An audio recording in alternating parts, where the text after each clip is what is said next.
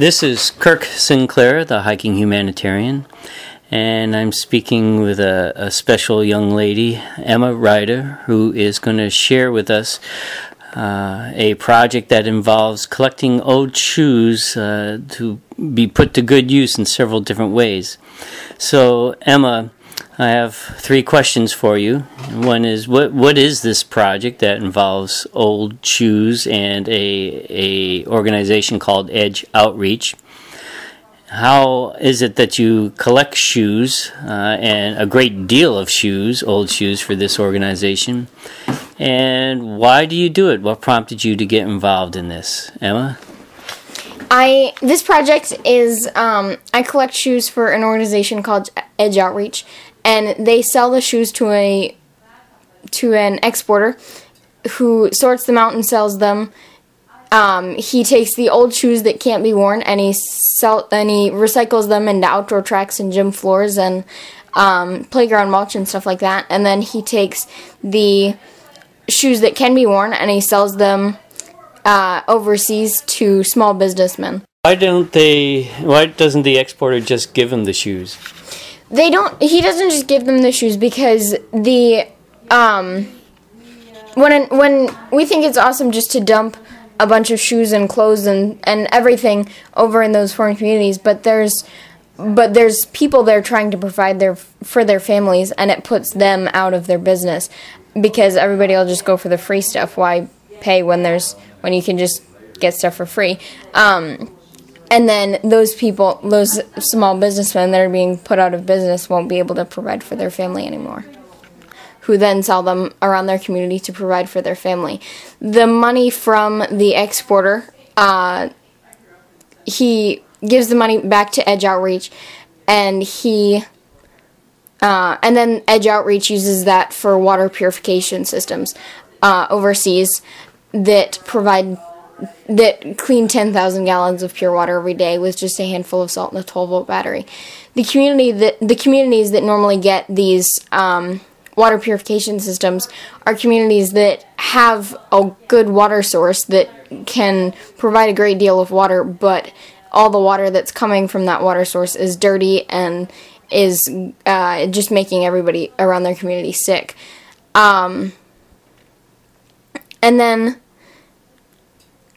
how is it that you collect so many shoes? I started out by telling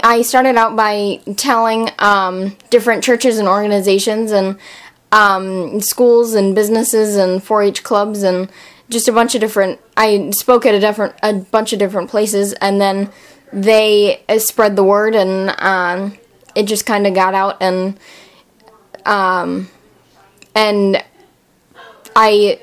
every once in a while I'll still go and talk at different places, but there will also be an article in a newspaper every now and then, and some advertisements on the radio, but it's mostly by the word of mouth that this project gets around. And why did you get so involved in it? My church goes to Edge Outreach. Well, went to Edge Outreach every summer. They housed mission groups, youth groups that went, and they would work, and the youth groups would work around the community for a week or two. And so my youth group has gone for as long as I can remember, and my brother ended up being an intern at Edge Outreach a couple summers ago, and he had heard a bunch of statistics being thrown around, like every 15 seconds a child dies because of a water-related disease. And if you add adults to that number, it's like a 747 jet plane crashing every half an hour and every person on the plane dying.